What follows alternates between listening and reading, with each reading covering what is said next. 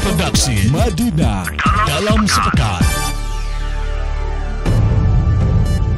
Peta politik Madinah yang semakin menarik. Pilkada serentak gelombang keempat akan digelar pada tahun 2020. Ada 270 daerah yang akan menentukan pimpinan daerahnya yang terbagi dalam 9 provinsi, 224 kabupaten dan 37 kota. Di antara 224 kabupaten itu, salah satunya adalah Mandailing Natal. Per September ini, tahapan-tahapan pilkada akan dimulai dan bermuara pada September 2020 yang direncanakan sebagai puncak pilkada, hari pemilihan atau pencoblosan. Sekali lagi, warga Mandailing Natal akan menghadapi ujian pendewasaan demokrasi. Tentu ini akan semakin menarik. Apalagi kabarnya akan ada 4-5 calon yang digadang-gadang ikut bertarung.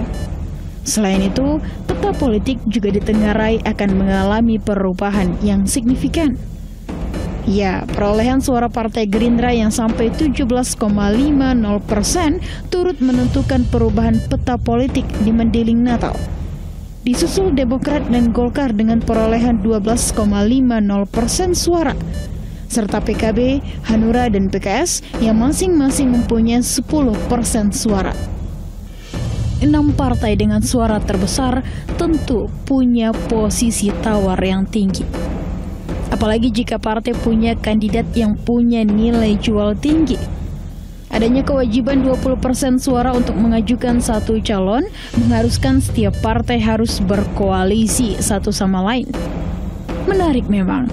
Selain itu, pasangan petahana disinyalir akan pisah jalan.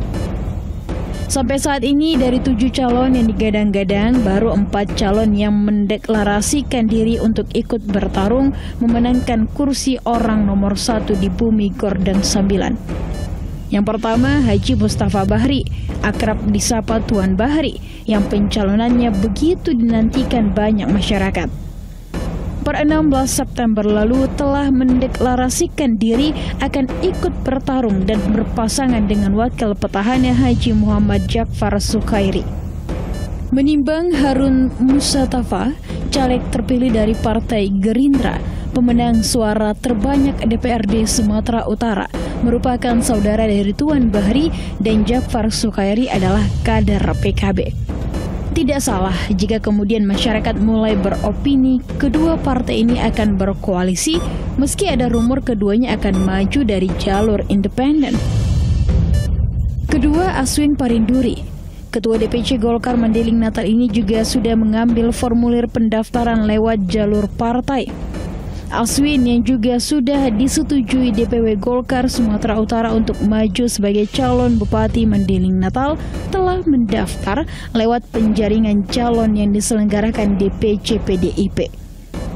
Kalau nantinya Aswin lolos lewat penjaringan, sudah pasti PDIP dan Golkar berkoalisi.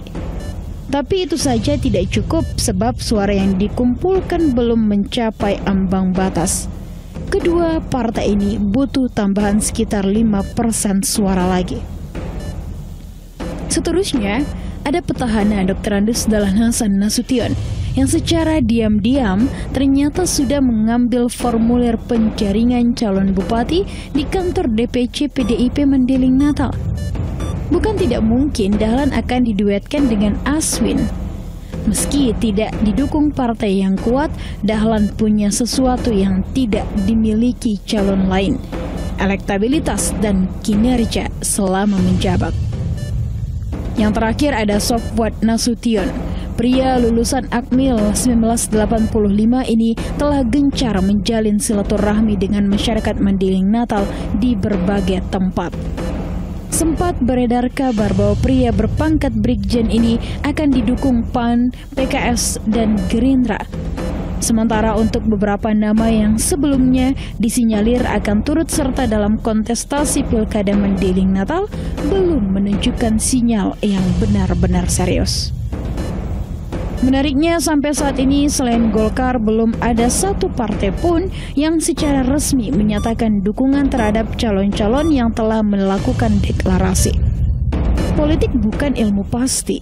Meskipun ada kader yang maju dari satu partai, tidak akan jadi penentu jika partainya akan turut mendukung. Pergerakan peta politik begitu dinamis, apalagi saat ada kontestasi politik besar seperti ini. Kabarnya kontestasi pilkada tidak murah.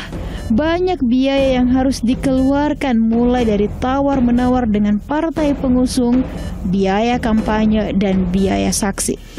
Itu belum dihitung dengan politik uang yang masih jadi dewa. Meski demikian, kita sebagai warga Mandailing Natal patut mensyukuri peta politik yang unik dan menarik ini.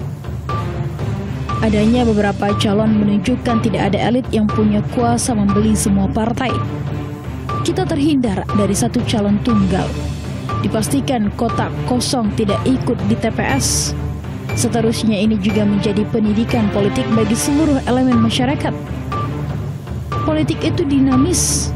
Mari mendukung pilihan masing-masing tanpa harus mencaci maki pilihan orang lain.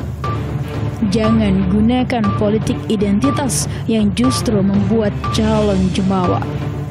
Terakhir, mari menghindari politik uang demi kontestasi yang berkualitas dan menghasilkan pemimpin yang berintegritas.